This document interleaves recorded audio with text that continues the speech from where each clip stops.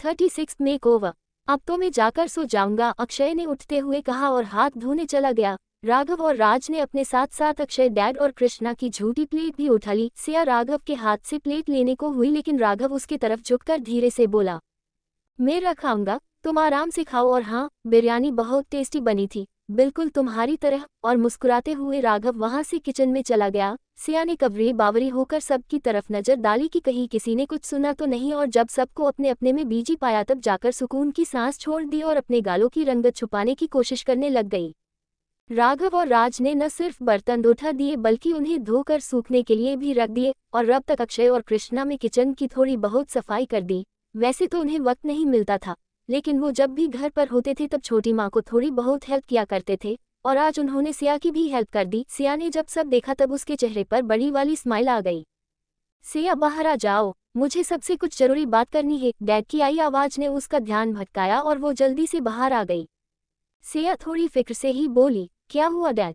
और डैड उसकी बात सुन मुस्कुराए और बोले, इतनी भी कोई बड़ी बात नहीं है सिया, डरो मत, ओके। डैड ने उसे इतनी ज्यादा फिक्र में देखकर कहा और सिया ने राहत की सांस छोड़ दी। उसे लगा कि शायद राघव और बाकी सबको काम करता देख डैड को अच्छा नहीं लगा और उन्होंने उसे डांटने के लिए बुलाया है। राघव को समझ आ गया कि सिया क्या सोच रही थी, और उसने ना में सर हिलाया और डैड से बोला, एनी प्रॉब्लम डैड, कुछ हुआ है क्या? राघव की बात सबको फिक्र में डाल गई और वो डैड के जवाब का इंतजार करने लग गए। डैड बोले, प्रॉब्लम नहीं है, बस इतनी बात है कि हर साल की तरह इस बार भी ऑफिस में ट्रिप जा रही है, और मैंने सुधा और मेरे साथ साथ कविता की भी सीट बुक कर ली है, वो भी हमारे साथ ट्रिप पर जाएंगी। डैड की बात सुन सब खुश हो गए, वही छोटी माँ परेशान। वो डैड से बोली, भाई आप और भाभी जाओ ना, मैं क्यों? मुझे नहीं आना। उनकी बात सुन सुधा मोम बोली, क्यों नहीं आना? तुम्हें कितनी बार कहा है कविता की जरा बाहर निकलो, घूमो, लेकिन बच्चों का बहाना बनाकर तुम हर बार मना कर देती। बच्चों का खाना, बच्चों का ये, बच्चों का वो, ये सब करते करते तुम अपनी सारी ख्वाहिशें भूल गई। मगर अब तो फिक्र की कोई बात नहीं है, बच्चे अपना ध्यान खुद रख सकते हैं। और रहा सवाल उनके खाने पीने का, तो सिया है ना, वो सब देख लेनी है ना सिया? सुधा मोम पहले छोटी माँ को समझाते हुए और फिर सिया की तरफ देखकर बोली, और सिया ने हाँ में सर हिला दिया। वो छोटी माँ के पास आई और उनका हाथ थाम कर बोली, आप जाओ छोटी माँ, मैं सबका ध्यान रख लूंगी, प्रॉमिस। और सिया की बात सुन छोटी माँ के ओठों पर स्माइल आ गई। हम ठीक है, कितने दिन के लिए जाना है? छोटी माँ ने सवाल किया और डैड जवाब में बोले, 15 दिन के लिए सिर्फ। और हाँ कहो, हम मनाली जा रहे हैं, तुम्हें पसंद है ना मनाली बहुत, तो अब वहाँ एंजॉय करना। डैड ने अपनी छोटी बहन के सर पर हाथ रखकर कहा, जो घर की जिम्मेदारियां निभाते निभाते इतनी गम हो गई कि उसे अपनी पसंद नापसंद का भी ध्यान नहीं रहा। तो फिर हम शॉपिंग पर जाए?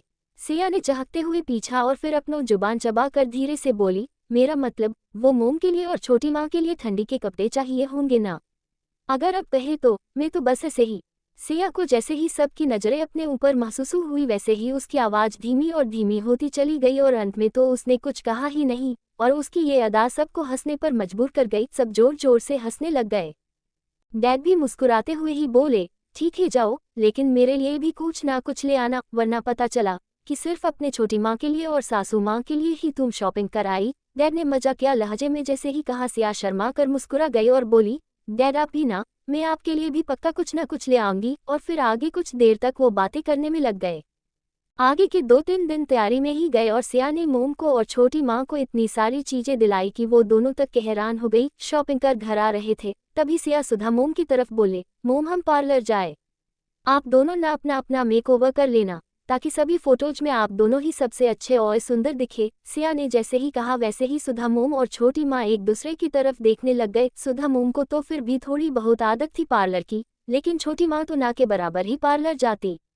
चलिए ना मोम, प्लीज प्लीज, सिया ने पाउट करते हुए रिक्वेस्ट की और आखिर में उन दोनों को उसकी बात माननी ही पड़ी। वो तीनों जल्दी से पार्लर की ओर चल पड़े और कुछ देर इंतजार करने के बाद उनका नंबर आ गया। सिया ने फिर उन दोनों का फेशियल, मैनी कंस्ट्रक्शन, पेरी कंस्ट्रक्शन और पता नहीं क्या क्या करवाने का बोल दिया। मोम ने जिद करके सिया के लिए भी सब कुछ कराने की अपॉइंटमेंट ले ली और फिर बाद में शुरू हुआ तीनों का मेकओवर। करीब करीब 3 घंटे उस पार्लर में बिताने के बाद तीनों मुस्कुराते हुए ही घर के लिए लौट आ गई।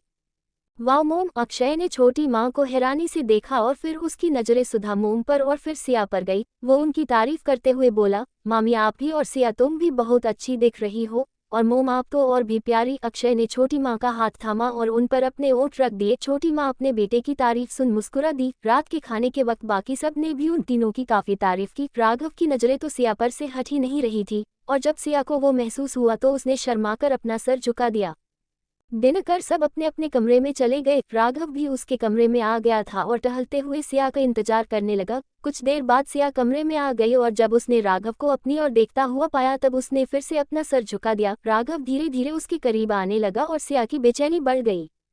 राघव उसके सामने आकर खड़ा हुआ और उसके चेहरे पर फूंक मारते हुए बोला, यहाँ क्यों खड़ी हो, अंदर नहीं आना क्या? उसके बातें सुन सिया ने सिर्फ हाँ में सर हिलाया और वो सर झुकाए वह से जाने लग गई। उसने अपने 2 कदम ही आगे बढ़ाए थे कि राघव ने उसका हाथ थाम लिया और सिया की सांसें बेचैनी से और भी 37 राघव की डिजायर्स। वाह मोम, अक्षय ने छोटी माँ को हैरानी से देखा और फिर उसकी नजरें सुधा मोम पर और फिर सिया पर गई। वो उनकी तारीफ करते हुए बोला, मामी आप भी और सिया तुम भी बहुत अच्छी दिख रही हो, और मोम आप तो और भी प्यारी। अक्षय ने छोटी माँ का हाथ थामा और उन पर अपने ओठ रख दिए। छोटी माँ अपने बेटे की तारीफ सुन मुस्कुरा दी। रात के खाने के वक्त बाकी सब ने भी उन तीनों की काफी तारीफ की। राघव की नजरें तो सिया पर से हट ही नहीं रही थी, और जब सिया को वो महसूस हुआ तो उसने शर्माकर अपना सर झुका दिया।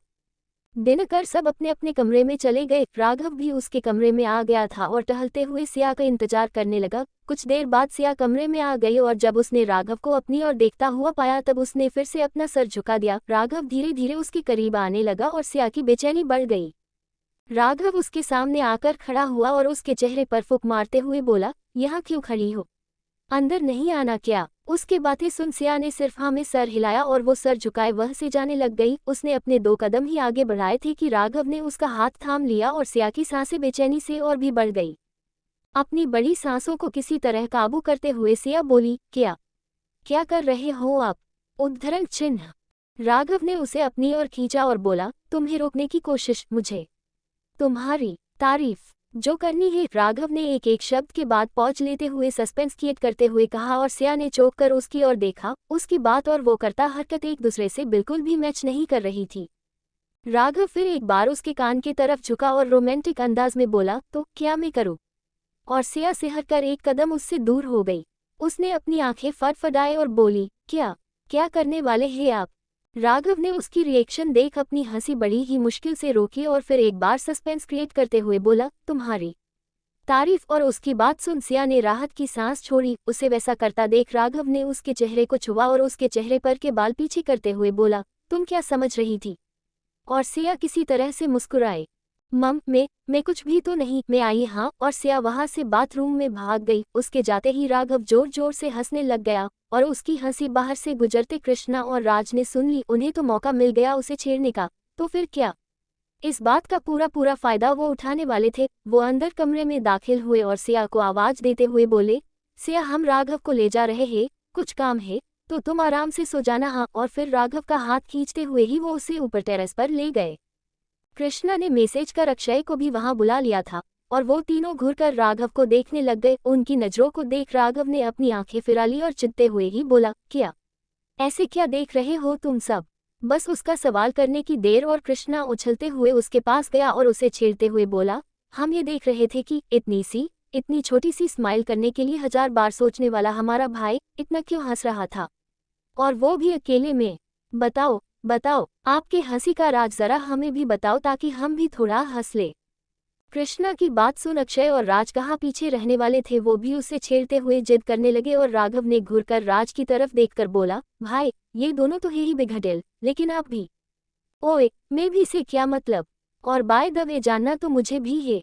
हाँ अगर वो तुम दोनों की पर्सनल बात ना हो तो। राज ने जैसे ही कहा कृष्णा और अक्षय जोर से हंस पड़े और राघव को और तंग करने लग गए। राघव फिर रीझते हुए बोला, ऐसी भी कोई बात नहीं है, वो तो मैं बस उसे थोड़ा परेशान कर रहा था, एंड वो जो एक्सप्रेशन दे रही थी ना, उसे देखकर मुझे हंसी आ गई। राघव ने कहकर अपने सर में हाथ फेरा और सिया के एक्सप्रेशन को याद कर मुस्कुराया। उसे यूं हंसता मुस्कुराता देख राज, अक्षय और कृष्णा तीनों को भी बहुत अच्छा लगा।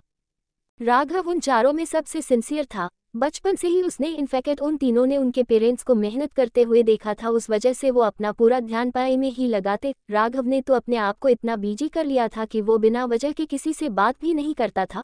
वो और उसकी बुक्स बस इतनी ही उसकी दुनिया थी, और यही वजह है कि उन तीनों को उसकी मुस्कान सुकून दे गई।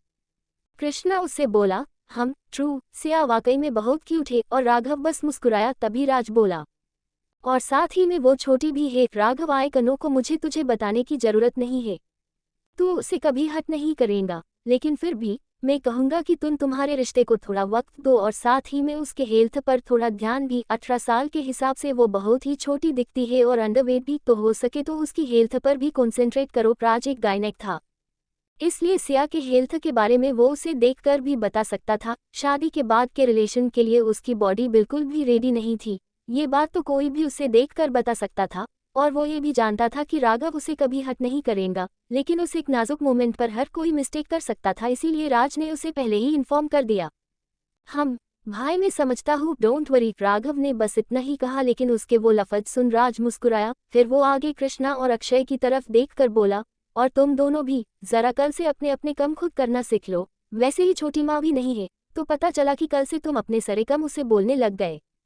अक्षय ने हाँ में सर हिलाया, तो वही कृष्ण बोला, हाँ ठीक है भाई, मैं ध्यान रखूंगा। वैसे भी वो छूटन की अपने वेट से ज्यादा काम करती है। कृष्णा ने जैसे ही बोलना बंद किया, वैसे ही राघव ने उसे घुर कर देखा। कृष्णा उसकी नजरों को देख बोला, व्हाट? वो छूटन की ही है, वो हम सब से 9-10 साल तो छोटी है ही, साथ में दिखने में भी इतनी सी है, तो उसे छुटकी नहीं तो मोटी बोलूं क्या? कृष्णा ने अपनी बत्तीसी दिखाते हुए कहा, और उसकी बात सुन सब हंसने लग गए, यहाँ तक कि राघव भी।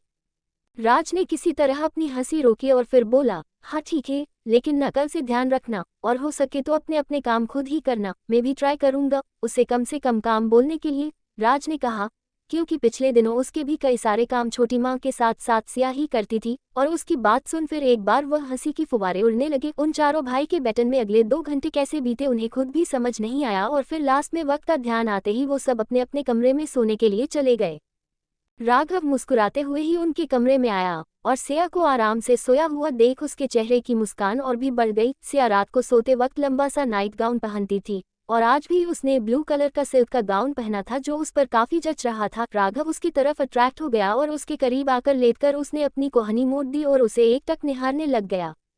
राज भाई वैसे सच कह रहे थे बच्चा, तुम बच्ची ही हो, वो भी इतनी खूबसूरत की। तुम्हें देखकर किसी का भी ईमान डगमगा सकता है। सच में ये जो फीलिंग है ना, जो मुझे तुम्हें देखकर महसूस करता हूँ, इस फीलिंग से मैं कोसों दूर था। लेकिन जब से तुम मेरे जिंदगी में ही हो ना, उसके बाद मैं चाहकर भी अपने आप पर कंट्रोल नहीं रख पा रहा हूँ। और ऊपर से तुम्हारे ये ओठ।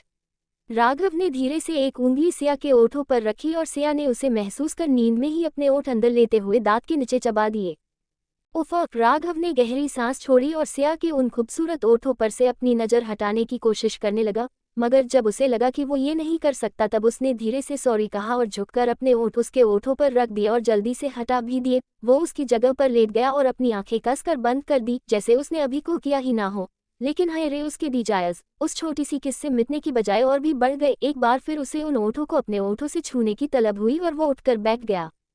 नहीं राघव, ये गलत है, राघव ने खुद से ही कहा और उठकर वहां से खिड़की में चला गया। वो दूर से ही सिया को देखने लग गया और सोचने लग गया कि इस छोटी सी लड़की ने उसकी जिंदगी में आने के बाद क्या क्या उथल पुथल मचा दी है।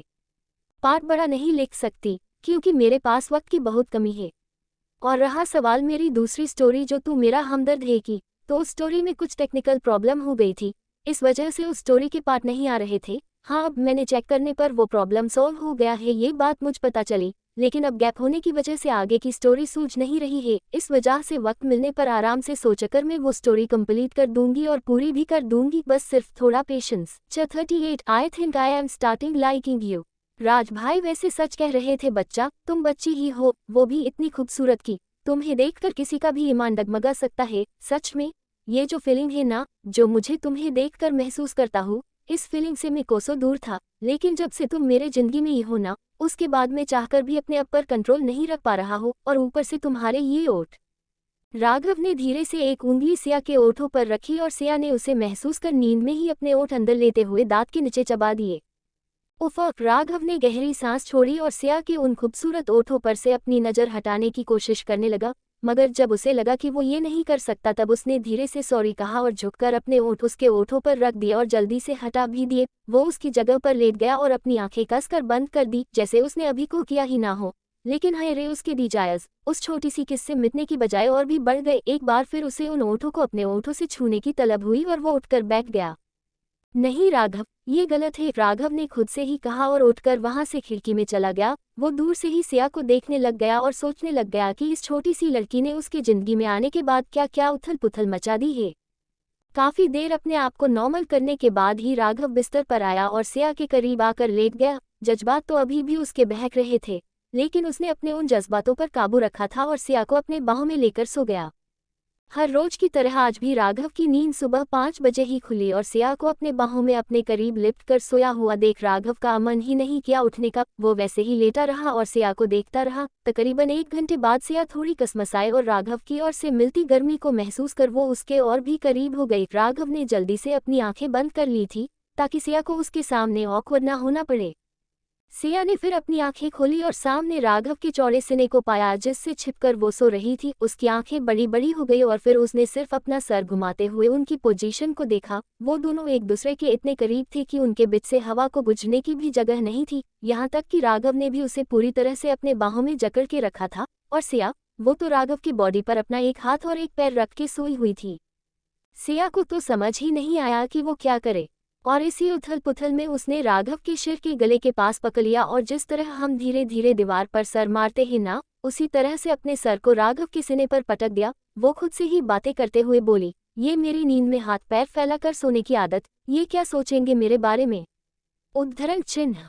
और राघव से अब और सोने का नाटक हुआ ही नहीं। सिया अपनी आंखें बंद करके जो एक्सप्रेशन अपने चेहरा पर दे रही थी ना, उफ, वो एक्सप्रेशन राघव को बहुत ही बेकरार कर रहे थे। उसने अपनी आंखें खोली और सर को नीचे करते हुए बोला, कुछ भी नहीं बच्चा, मैं कुछ भी गलत नहीं सोचूंगा तुम्हारे बारे में। राघव की अचानक आई आवाज से सिया चौंक गई और उसने झट से अपना सर ऊपर की और राघव को देखने के लिए किया, लेकिन हाय रे किस्मत, राघव उसे देखने के लिए नीचे झुका हुआ था जिस वजह से सिया का सर सीधा जाकर राघव के चीन से टकरा गया और राघव को थोड़ी जोर से ही लगी। सस राघव के मुंह से दर्द भरी सिसकारी निकली और यहाँ सिया ने अपने ओठ रोने के लिए बाहर निकल दिए। उसके तरफ देखकर वो सिसकने लगी और राघव ने बड़ी मुश्किल से अपने आप को होते दर्द को भुला दिया। उसके सिया की तरफ देखकर वो बोला, चोट मुझे लगी है तो तुम क्यों रो रही हो भला। और राघव की बात सुन सिया के ओठ और भी बाहर आ गए और उसके रोने की स्पीड भी बढ़ गई। बच्चा, राघव ने उसे पुकारा और उसे उठाकर खुद भी उठकर बैठ गया। सिया के आंसू साफ कर उसने उसके सर पर ओठ रख दिए और बोला, जितना तुम रो रही हो ना, उसके 1% भी चोट मुझे नहीं लगी है, so don't worry and stop crying. तुमने मुझसे प्रॉमिस किया था कि तुम नहीं रोऊंगी। फिर राघव उसे समझाने की पूरी कोशिश कर रहा था जिस वजह से सिया धीरे धीरे शांत हो गई। फिर भी थोड़ा सिसकते हुए वो बोली, सॉरी, मेरी वजह से आपको लग गई और मैंने शायद रात में आपकी नींद भी खराब कर दी ना। लेकिन सच्ची बोल रही हूँ, हमेशा नहीं, मगर मैं जब ज्यादा थकी हुई होती हूँ ना, तभी मैं रात में बहुत हाथ पैर चलाते हुए सोती हूँ। शायद कल भी मैं ज्यादा ही थकी हुई थी, इसी वजह से आपको रात भर परेशान किया, मेरे वजह से आपको उठने में लेट हुआ और फिर ये चोट भी। सिया ने राघव के चीन को छुआ और उसे प्यार से सहलाने लग गई। राघव ने अपनी आंखें बंद कर दी थी सिया की चुभन की वजह से। अब उसे कौन बताए, उसने राघव की नींद तो चुराई थी, लेकिन हाथ पैर चलाते हुए नहीं, बल्कि अपने नजरों के बन चलाते हुए, अपने क्यूट से एक्सप्रेशन से और अपनी वो नायाब बेशकीमती खूबसूरती के जलवे दिखाते हुए। नहीं, ऐसा कुछ भी नहीं है, राघव ने सरासर झूठ बोल दिया और सिया के माथे पर फिर से किस करते हुए प्यार से उसे बोला, गुड मॉर्निंग। सिया भी मुस्कुरा उठी और उसने प्यार से उसे भी मॉर्निंग विश कर दिया। सिया, राघव ने उसे पुकारा और उसकी आंखों में देखने लग गया। सिया भी उसकी आंखों में देख रही थी। तभी राघव बोला, तुम बहुत प्यारी हो, आई think I am starting liking you, मेरा मतलब है शायद मैं तुमसे प्यार। राघव आगे कुछ बोल ही नहीं पाया। ना जाने किस तरह की आवाज उस वक्त बाहर से आई थी जिस वजह से दोनों भी चौंक गए और जल्दी से बाहर की ओर जाने लग गए। तुम यही रुको, मैं देख कर आता हूँ, राघव ने कहा और अकेले ही बाहर चला गया। सिया उसके आने तक परेशानी से यहाँ वह घुमती रह गई और जब राघव वापस आया तब वो जल्दी से उसकी तरफ आकर बोली, क्या हुआ जी, सब ठीक है ना, वो आवाज कैसी थी। सिया के सवाल सुन राघव ने एक हाथ से उसके गाल को छुआ और बोला, कुछ घबराने वाली बात नहीं है सिया, वो तो बस अक्षय और कृष्णा हॉस्पिटल के लिए निकल रहे थे, कोई इमरजेंसी आ गई है और गड़बड़ी में जाते वक्त कृष्णा से साइड टेबल पर रखा वास टूट गया। राघव की बात सुन सिया की सांस में सांस आ गई और वो थोड़ी नॉर्मल हो गई। जाओ, जाकर फ्रेश हो जाओ, मोम डैड और छोटी माँ आज निकलने वाले ही उनकी ट्रिप के लिए, तो तुम्हें ब्रेकफास्ट भी बनाना होगा ना। और सुनो, मेरा अक्षय और कृष्णा का ब्रेकफास्ट मत बनाना, हम हॉस्पिटल में ही कुछ खा लेंगे, मेरा हॉस्पिटल जाना भी जरूरी है। मैं कृष्णा के कमरे में फ्रेश होता हूँ और फिर तुरंत हॉस्पिटल चला जाऊंगा, राघव ने कहा और सिया ने हाँ में सर हिला दिया। फिर राघव अपने कपड़े लेकर कृष्ण के कमरे में चला गया। वैसे तो उसकी हॉस्पिटल में जरूरत नहीं थी, मगर फिर भी वो हॉस्पिटल जा रहा था। एक एक्सीडेंट केस हॉस्पिटल में आई थी जिसमें उसे लगा कि उसकी भी जरूरत हो सकती है, इसलिए वो जाने के लिए रेडी होने लग गया। सिया ने जल्दी से लगभग 10 मिनट में ही अपना नहाना पूरा किया और गिले बालों को बन में पैक कर किचन में आ गई। राघव ने उसे मना किया था, मगर फिर भी वो कैसे उसे बिना कुछ खाए बाहर जाने देती। और अक्षय और कृष्णा भी तो थे। उसने जल्दी जल्दी हाथ चलाए और जल्दी से पोहे बना दिए, साथ ही में एक थर्मस में कॉफी भी भर दी और जल्दी जल्दी फ्रूट्स कट करने लग गई। राघव फ्रेश होकर बाहर आया और सिया को आवाज देते हुए बोला, सिया ने जा रहा हूँ, और उसे सामने डैड और मोम और छोटी माँ दिखाई दी। उन्हें देखकर वो बोला, हॉस्पिटल में इमरजेंसी है, अक्षय और कृष्णा तो अफले ही जा चुके हैं, मैं भी अभी जा रहा हूँ। राज भाई आपको छोड़ देंगे, आप सब आराम से जाना और हाँ पहुँचने के बाद मुझे कॉल करना, हैप्पी जर्नी। राघव ने एक एक कर तीनों को गले लगा दिया। तभी तक सिया वहाँ आ गई। हड़बड़ी में ही वो राघव से बोली, सुनिए, इसमें ना आप तीनों का नाश्ता है और इसमें कॉफी, मैंने फ्रूट्स भी कट करके दे दिए हैं, तो प्लीज खा लेना, और हाँ अगर वक्त ना मिले तो इसमें कुछ बिस्किट है, कम से कम उसे ही ले लेना। सिया ने उसके हाथ में टिफिन थमाते हुए कहा। तुम राघव उसे कहना चाहता था कि मेरे मन करने के बाद भी उसने इतना सब कुछ क्यों किया, लेकिन उसने कुछ नहीं कहा। सिया ने जितनी फिक्र के साथ सारी बातें कही थी और उसके हाथ में टिफिन दिया था ना, वो फिक्र उसे समझ आ गई थी। उसने बस हाँ में सर हिलाया और सिया के करीब आकर बोला, ठीक है, और हाँ फिर से अपने गिले बालों को इतना टाइट मत बांधना, तुम्हें सर्दी लग सकती है। राघव ने उसके बाल को खोल दिया और सीधा बाहर की ओर चला गया। मोम डैड और छोटी माँ उसे देखकर मुस्कुराने लग गई और सिया को इतनी शर्म आई कि वो जल्दी से वह से भाग गई। उसे यूं भागता हुआ देखो तो और भी मुस्कुराने लग गए। 39 राघव हुआ परेशान। हड़बड़ी में ही वो राघव से बोली, सुनिए, इसमें ना आप तीनों का नाश्ता है और इसमें कॉफी, मैंने फ्रूट्स भी कट करके दे दिए हैं, तो प्लीज खा लेना, और हाँ अगर वक्त ना मिले तो इसमें कुछ बिस्किट है, कम से कम उसे ही ले लेना। सिया ने उसके हाथ में टिफिन थमाते हुए कहा। तुम राघव उसे कहना चाहता था कि मेरे मन करने के बाद भी उसने इतना सब कुछ क्यों किया, लेकिन उसने कुछ नहीं कहा। सिया ने जितनी फिक्र के साथ सारी बातें कही थी और उसके हाथ में टिफिन दिया था ना, वो फिक्र उसे समझ आ गई थी। उसने बस हाँ में सर हिलाया और सिया के करीब आकर बोला, ठीक है, और हाँ फिर से अपने गिले बालों को इतना टाइट मत बांधना, तुम्हें सर्दी लग सकती है। राघव ने उसके बाल को खोल दिया और सीधा बाहर की ओर चला गया। मोम डैड और छोटी माँ उसे देखकर मुस्कुराने लग गई और सिया को इतनी शर्म आई कि वो जल्दी से वह से भाग गई। उसे यूं भागता हुआ देखो तो और भी मुस्कुराने लग गए।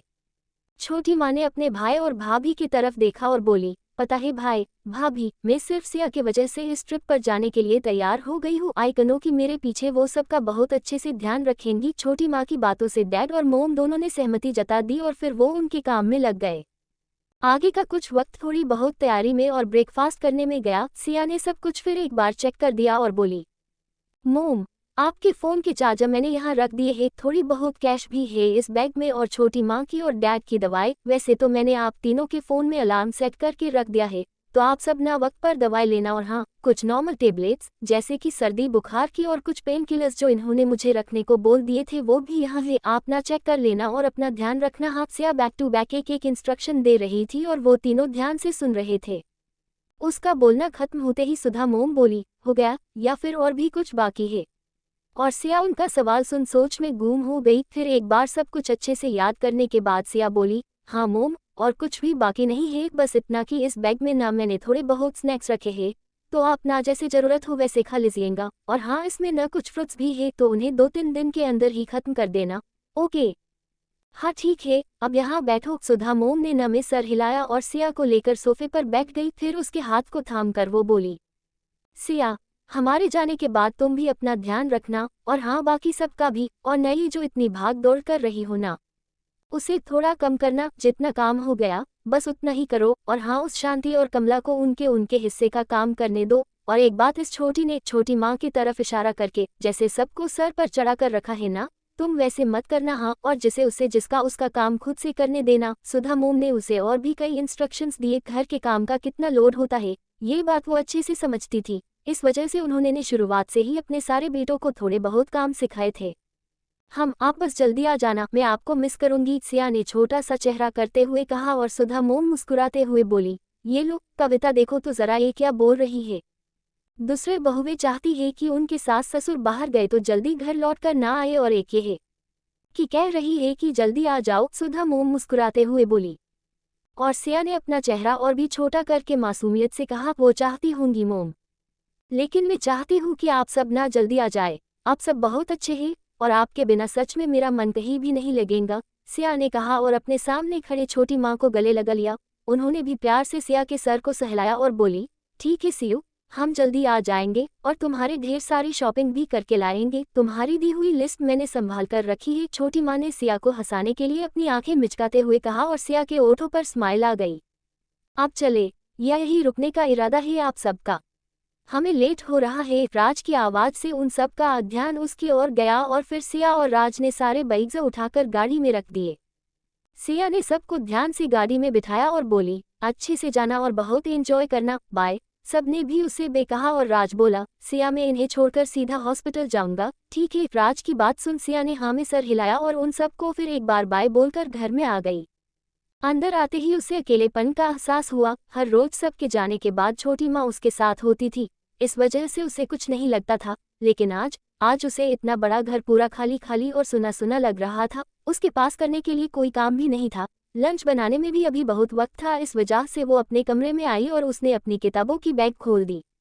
अपने सभी किताबों को देख उसकी आंखें भर आई। उसे लगा था कि शायद अब आगे कभी भी वो इन किताबों को नहीं देख पाएंगी, इन्हें नहीं पढ़ पाएंगी। मगर राघव ने उसकी ये सोच झूठी साबित कर दी। उसने न सिर्फ उसे आगे पढ़ने की इजाजत दी, बल्कि वो उसे कॉलेज अभी से रेगुलर करने के लिए फोर्स भी कर रहा था। सिया ने अपनी किताब को अपने सीने से लगाया और बोली, थैंक यू कृष्णा जी, आपने इन्हें मेरी लाइफ में लाकर सबसे अच्छा गिफ्ट मुझे दिया है। Thank you so much. Siya ने अपने भगवान से राघव को उसके लाइफ में लाने के लिए थैंक यू कहा और अपने कॉलेज का स्टडी मटेरियल निकालकर नीचे हॉल में आकर बैठ गई।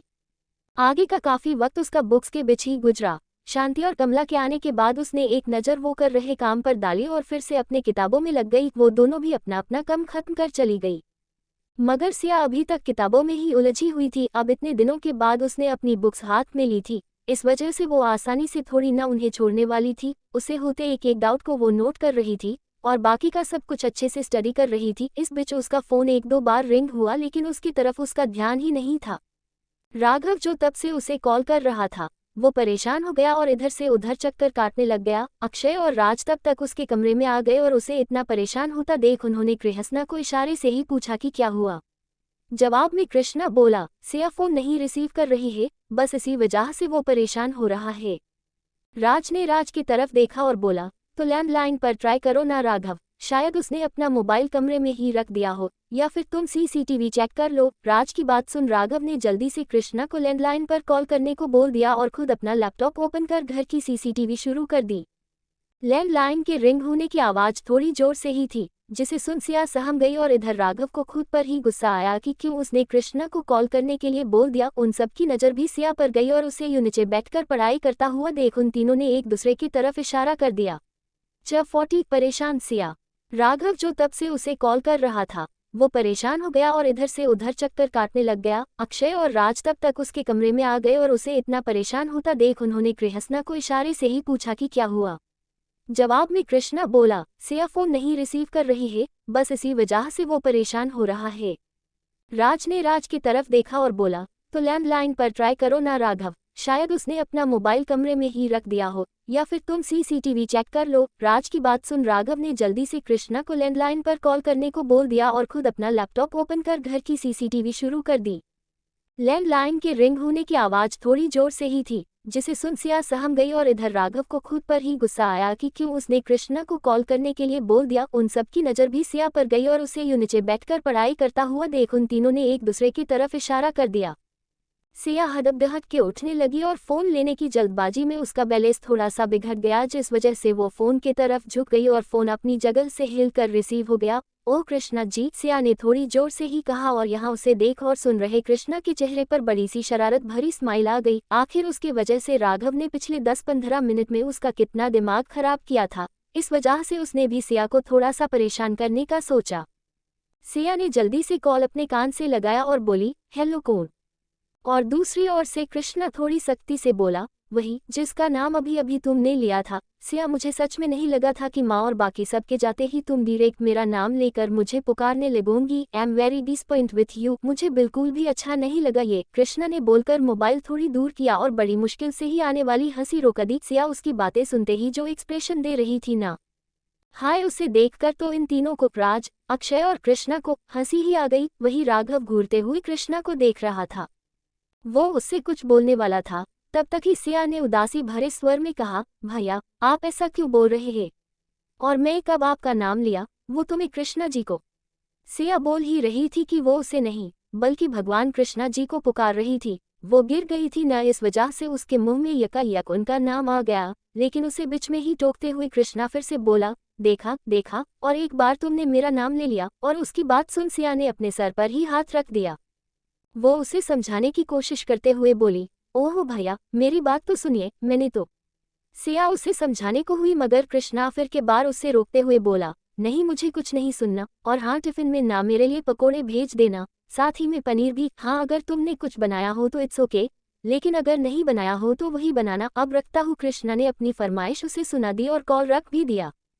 सिया ने एक बार कॉल की तरफ देखा और फिर उसे अपनी जगह रखकर वो धाम से सोफे पर बैठ गई। ओह कृष्णा जी, नहीं नहीं कान्हा जी, ये क्या हो गया? अब तो मैं आपका नाम भी नहीं ले सकती। लेकिन मुझे तो आपा को कृष्णा जी कहने की ही आदत है। और भैया तो मैं क्या करूं? सिया अपने सर पर हाथ रख बड़बड़ाई जा रही थी और उसकी बड़बड़ और साथ ही में उसके चेहरे पर के आते जाते वो मासूम एक्सप्रेशन देख अब की बार राघव भी खुद को मुस्कुराने से नहीं रोक पाया। शी इज सो क्यूट यार, कृष्णा ने सिया को देखकर कहा और बाकी तीनों ने भी उसकी बात से सहमति जाता दी। राघव भी दिल ही दिल सिया के एक्सप्रेशन पर अपना दिल हार रहा था। सिया अचानक से खड़ी हो गई और इधर उधर टहलते हुए बड़बड़ाने लगी, क्या करूं? क्या करूं? अगर भैया ने गुस्से से मोम को कॉल कर बता दिया तो वो क्या सोचेंगी मेरे बारे में? और डैड और छोटी माँ। ओह कृष्णा जी, नहीं नहीं कान्हा जी, उफ, ये इतना मुश्किल क्यों है? सिया तो बस इधर से उधर घूमे जा रही थी और दूसरी ओर वो चारों हंस हंस कर लौटपोट हो रहे थे। आइडिया, सिया ने चुटकी बजाते ही कहा और अपना फोन ढूंढने लग गई। किताबों के नीचे ना जाने उसे कहा अपना फोन मिला, जिसे उठाकर उसने जैसे ही लॉक खोला उसे राघव के कई सारे मिस कॉल दिखाई दिए। बस उसे देख तो सिया की और भी हालत खराब हो गई। वो खुद से ही बोली, इनके इतने कॉल, पता नहीं क्या हो गया। और कहीं अब ये भी तो मुझसे गुस्सा नहीं हो गए ना? कृष्णा जी, नहीं कान्हा जी। सिया ने अपने सर को हाथ मारा और सोचने लगी कि अब क्या किया जाए। एक तरफ कृष्णा उससे गुस्सा था तो वही दूसरी